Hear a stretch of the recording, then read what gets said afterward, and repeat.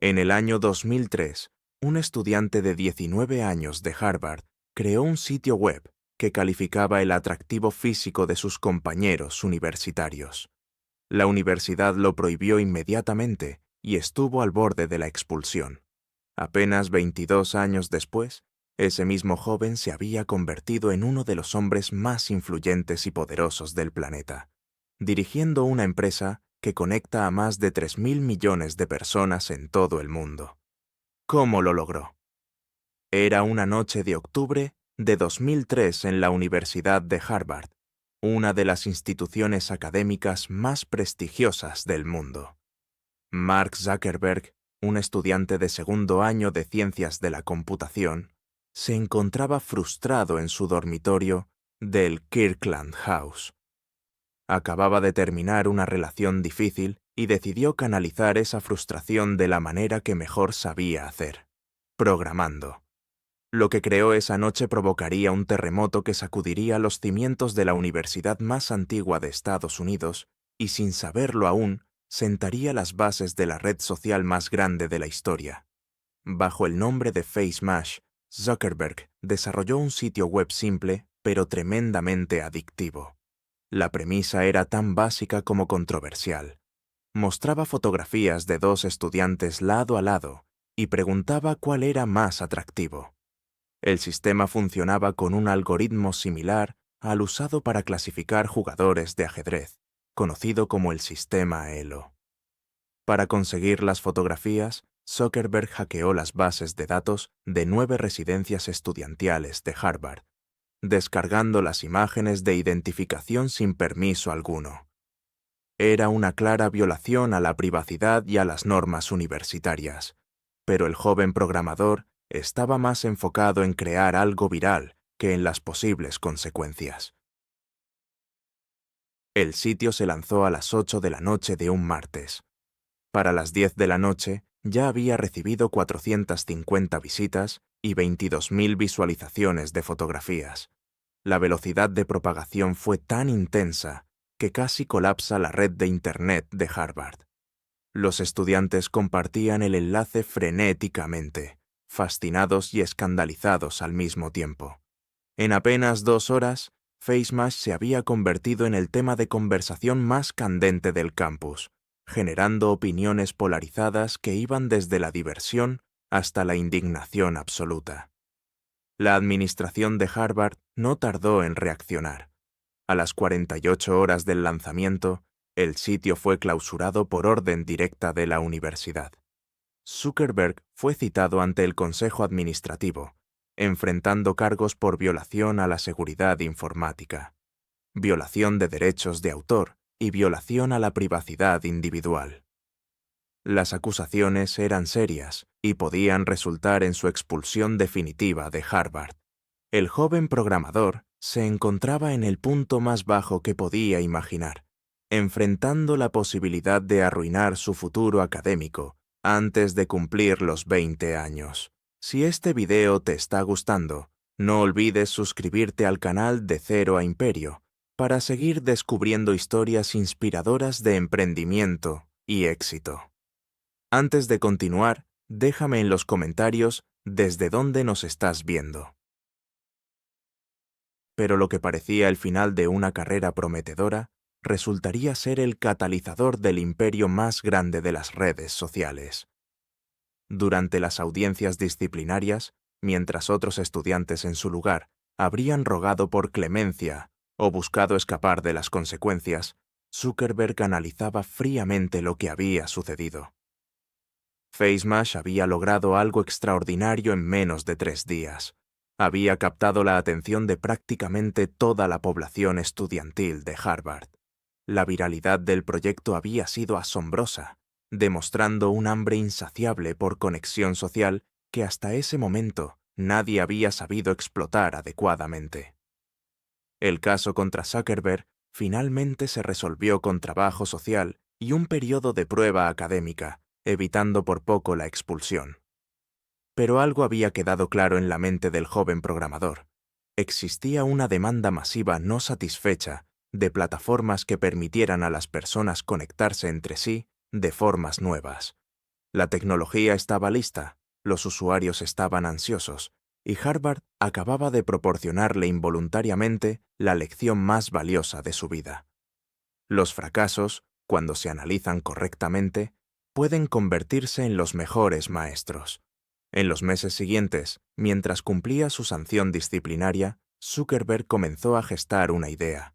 Harvard, como muchas universidades de élite, publicaba un directorio físico llamado Facebook, con fotografías de todos los estudiantes.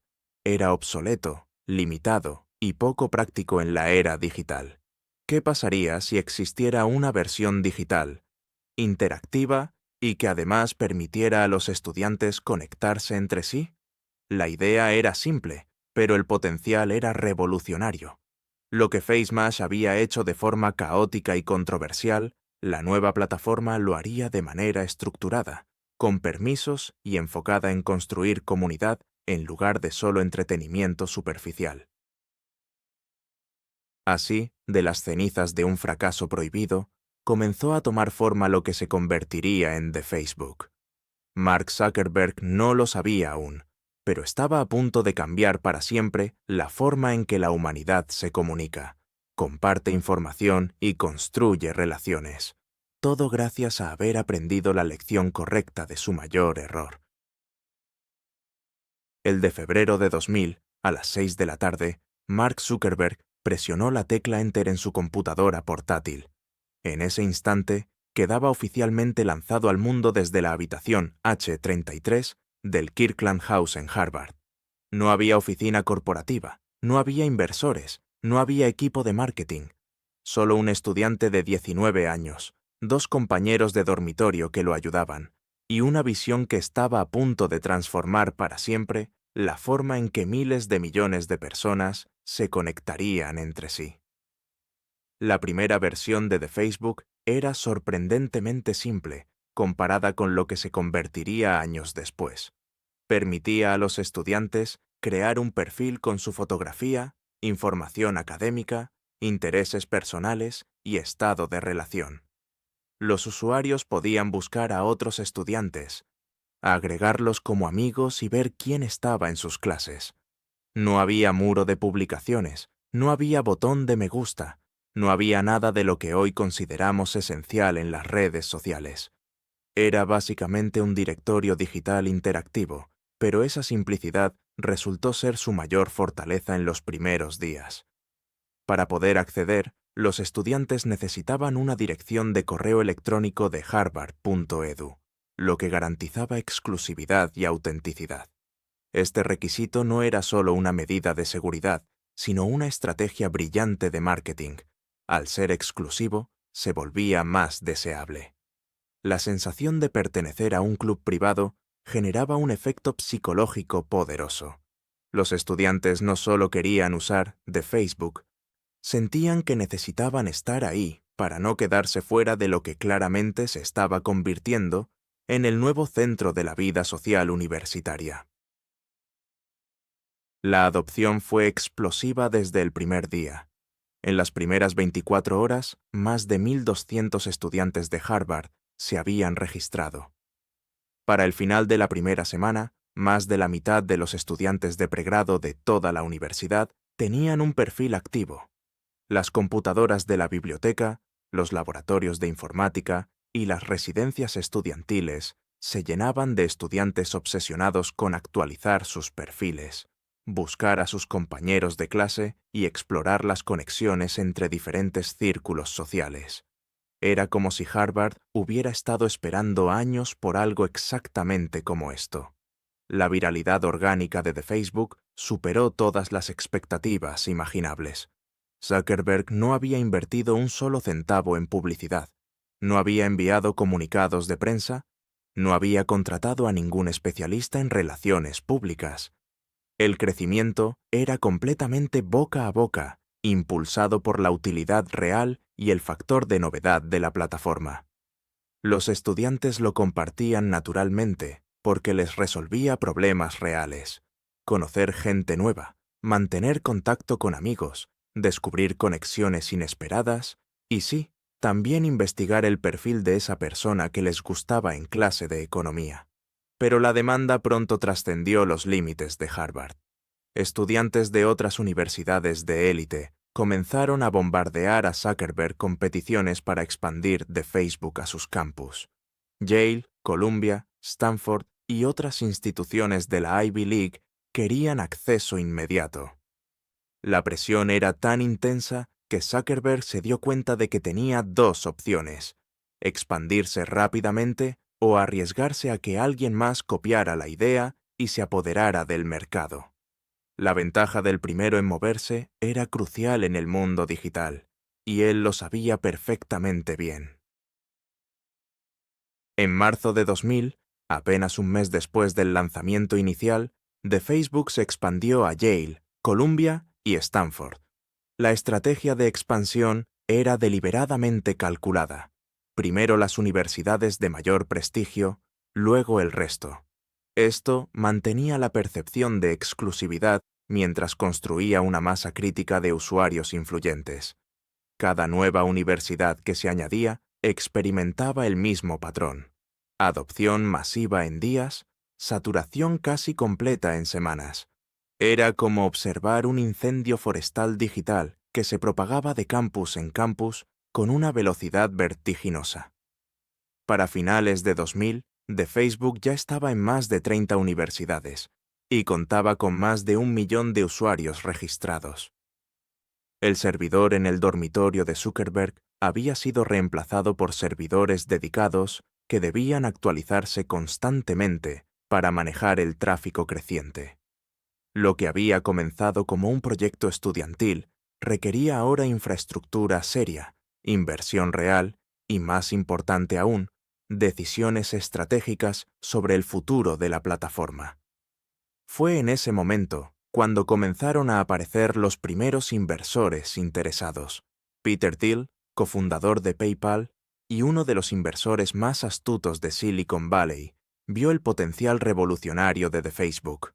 En junio de 2000 Thiel invirtió $500,000 a cambio del 10.2% de la empresa, valorándola en aproximadamente $5 millones.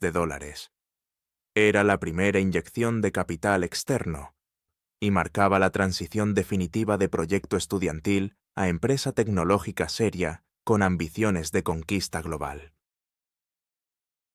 La inversión de Thiel también vino acompañada de algo igualmente valioso: credibilidad y conexiones en Silicon Valley. Con ese respaldo, Facebook ya no era solo la red social de moda entre universitarios. Era oficialmente una startup tecnológica con potencial de transformar la industria. Zuckerberg tomó la decisión más importante de su joven carrera: dejar Harvard temporalmente y mudarse a California, el epicentro de la innovación tecnológica.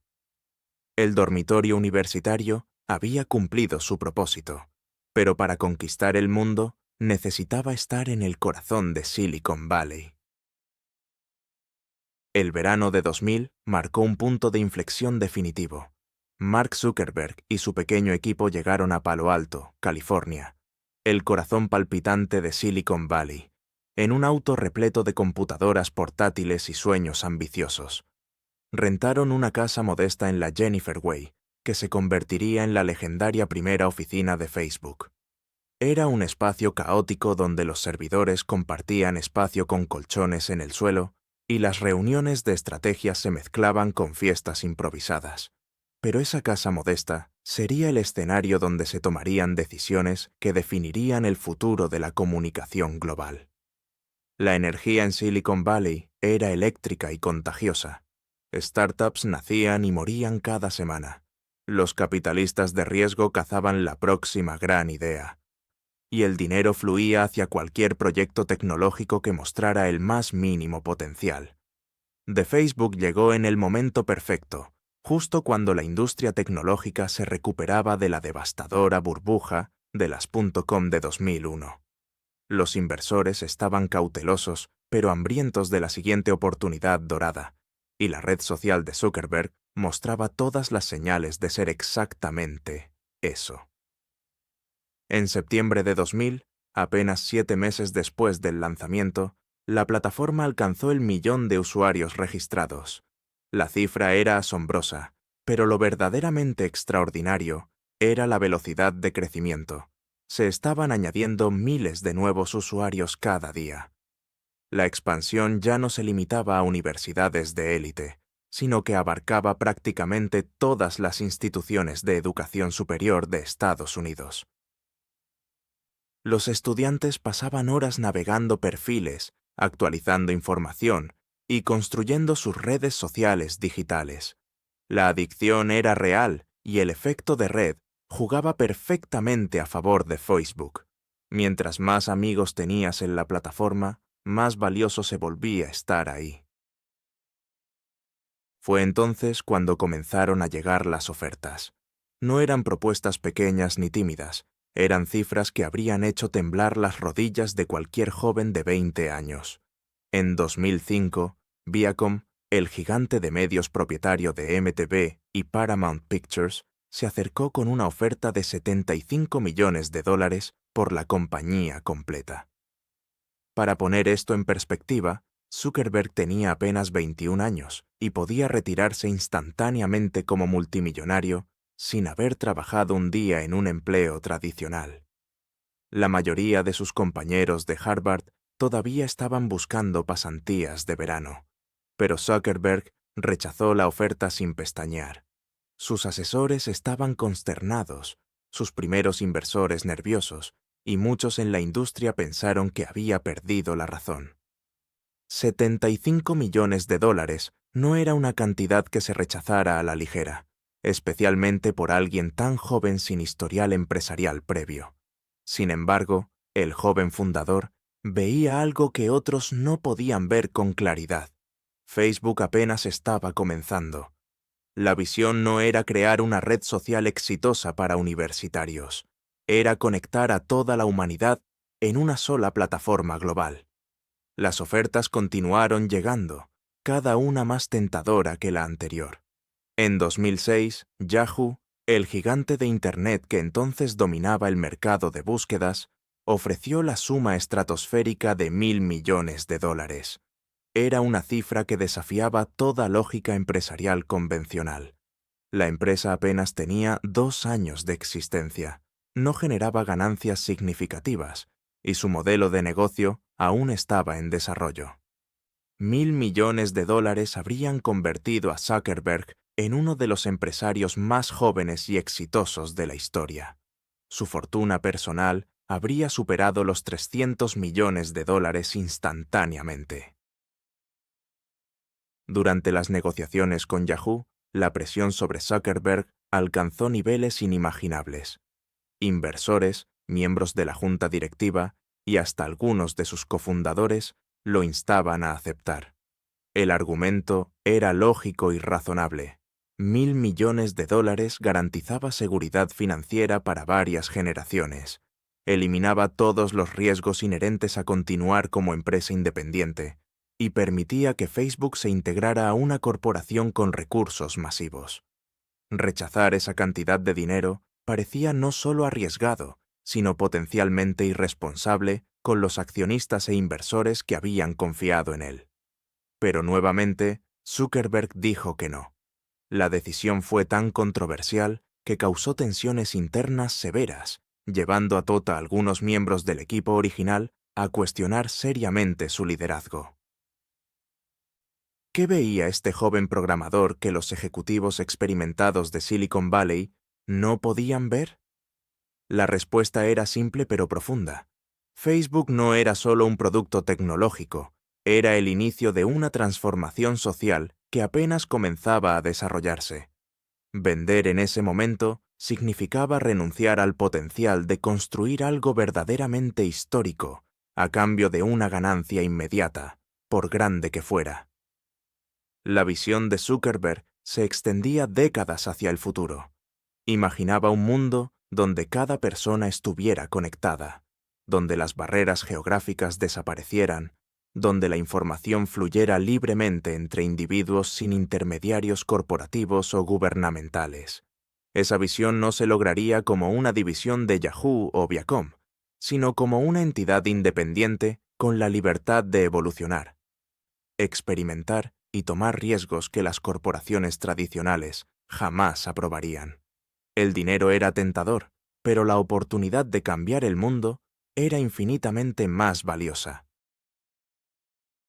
En 2007, Microsoft entró al juego de una manera diferente. En lugar de intentar comprar Facebook completamente, invirtió $240 millones a cambio de solo el 1.6% de la compañía. Esta inversión valoraba a Facebook en la cifra astronómica de $15.000 millones. Era una validación extraordinaria del potencial de la plataforma y demostraba que la decisión de Zuckerberg de rechazar ofertas previas había sido estratégicamente brillante. En menos de 3 años, el valor de la empresa había crecido 1.500%, pero el verdadero triunfo no estaba en la valuación, sino en mantener el control. Al rechazar las ofertas de compra y optar por inversiones estratégicas en lugar de ventas completas, Zuckerberg conservaba la autonomía para dirigir Facebook según su visión original. Esa autonomía resultaría invaluable en los años siguientes, cuando la compañía tomaría decisiones audaces que probablemente ningún consejo corporativo tradicional habría aprobado. La lección era clara: mantener la visión a largo plazo vale infinitamente más que sucumbir a la tentación del dinero rápido. El 26 de septiembre de 2006 marcó el día que cambiaría para siempre la trayectoria de Facebook. Después de 2 años de ser una plataforma exclusiva para estudiantes universitarios, Zuckerberg tomó la decisión más audaz y arriesgada de su carrera: abrir las puertas a cualquier persona mayor de 13 años, con una dirección de correo electrónico válida. La exclusividad que había sido la base del éxito inicial desaparecía instantáneamente. Muchos expertos predijeron que esto marcaría el principio del fin, que los usuarios originales abandonarían la plataforma al perder su carácter especial y exclusivo. Estaban completamente equivocados. La respuesta fue explosiva y superó las proyecciones más optimistas. En las primeras 24 horas después de la apertura global, más de 50.000 nuevos usuarios se registraron por hora. Los servidores luchaban por mantenerse operativos bajo una carga que multiplicaba por 10 el tráfico habitual. Personas de todos los continentes, edades y profesiones comenzaron a crear perfiles, buscar amigos y construir sus redes sociales digitales. Lo que había sido una red para universitarios estadounidenses se transformaba ante los ojos del mundo en la plaza pública digital más grande jamás creada. Para diciembre de 2006, apenas 3 meses después de la apertura global, Facebook superó los 12 millones de usuarios activos. Un año después, en 2007, la cifra había explotado a 50 millones. El crecimiento era tan acelerado que el equipo técnico trabajaba prácticamente sin descanso para mantener la infraestructura funcionando. Cada día traía nuevos desafíos: servidores que colapsaban, bases de datos que se saturaban, sistemas de almacenamiento que quedaban obsoletos en semanas. Era como intentar reparar un avión mientras volaba a velocidad supersónica. Los competidores intentaron desesperadamente frenar el avance imparable de Facebook. MySpace, que había sido el rey indiscutible de las redes sociales hasta 2006, comenzó a ver su base de usuarios estancarse y luego declinar.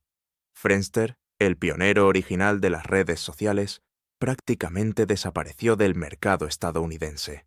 Orkut, el proyecto de red social de Google, solo mantenía relevancia en Brasil e India.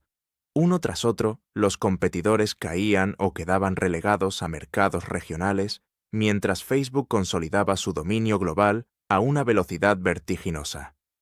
En 2008, Facebook alcanzó los 100 millones de usuarios activos, convirtiéndose oficialmente en la red social más grande del mundo.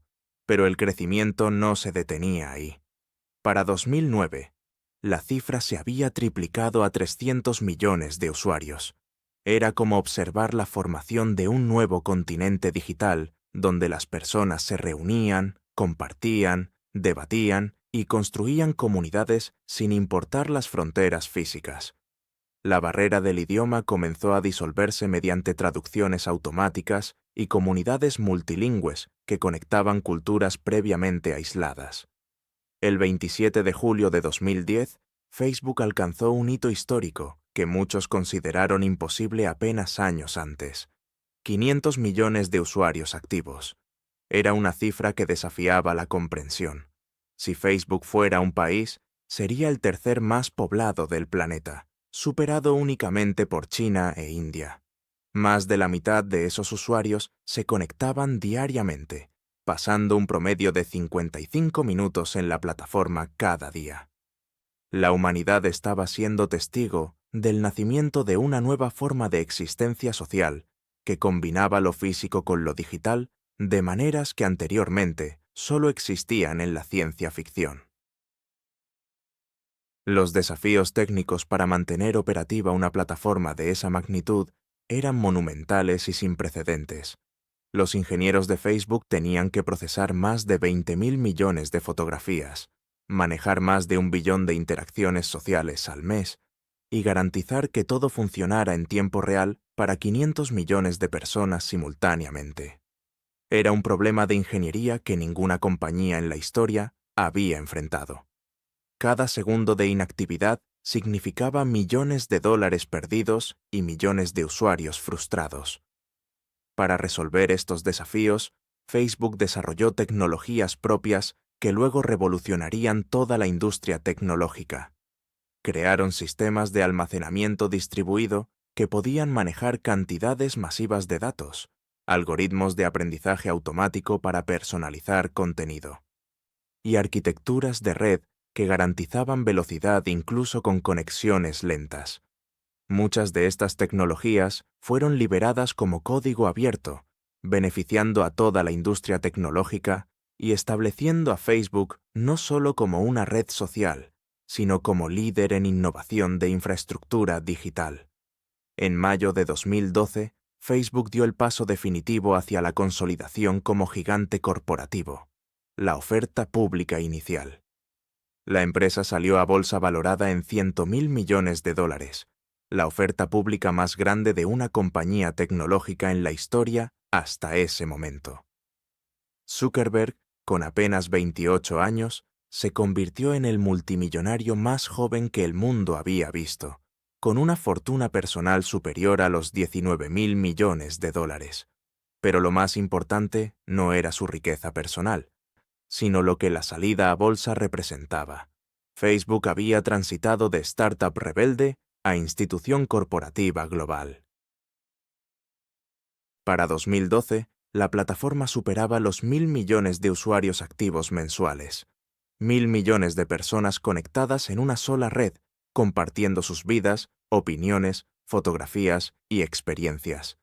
La cifra era tan astronómica que representaba aproximadamente el 14% de toda la población mundial en ese momento. Facebook ya no era simplemente una red social, era un fenómeno sociológico que estaba redefiniendo fundamentalmente la forma en que la humanidad se comunicaba, compartía información y construía relaciones. La conquista global estaba completa. Lo que había comenzado como un directorio exclusivo para estudiantes de Harvard se había transformado en la plataforma de comunicación más grande e influyente que la humanidad jamás había conocido. Y esto era apenas el principio de una historia que continuaría expandiéndose hacia fronteras que nadie había imaginado posibles. Para el año 2017, Facebook había alcanzado una cifra que desafiaba toda comprensión humana: 2.000 millones de usuarios activos mensuales, 2.000 millones de personas, más de la cuarta parte de toda la población mundial, conectadas en una sola plataforma. Pero la ambición no se detenía ahí. La compañía había evolucionado más allá de ser simplemente una red social, transformándose en un conglomerado tecnológico masivo que incluía Instagram, WhatsApp, Messenger y Oculus. El imperio digital que Mark Zuckerberg había construido desde su dormitorio universitario ahora influenciaba prácticamente cada aspecto de la comunicación global moderna. En 2021, La cifra había superado los 2.900 millones de usuarios activos mensuales en Facebook solamente. Si se sumaban todas las plataformas bajo el paraguas corporativo, más de 3.500 millones de personas utilizaban al menos uno de los productos de la compañía cada mes. Era una escala de influencia sin precedentes en la historia de la humanidad. Ningún imperio, ninguna religión, ninguna organización había logrado jamás conectar a tantos seres humanos simultáneamente. La comunicación global había sido fundamentalmente transformada para siempre. Pero el poder conlleva responsabilidad, y Facebook enfrentó controversias que ponían a prueba los principios fundamentales de la plataforma. Acusaciones de manipulación de información, preocupaciones sobre privacidad de datos, cuestionamientos sobre el impacto en la salud mental y debates sobre el rol de las redes sociales en la democracia. Cada crítica era válida y seria, obligando a la compañía a evolucionar constantemente sus políticas, sistemas de moderación y responsabilidad corporativa. El camino hacia el éxito masivo nunca había sido ni sería fácil. En octubre de 2021, Zuckerberg anunció una transformación corporativa que simbolizaba la visión a largo plazo que siempre había definido su liderazgo. Facebook Inc. se renombraría como Meta Platforms Inc., señalando una apuesta audaz por el metaverso como el futuro de la interacción social digital.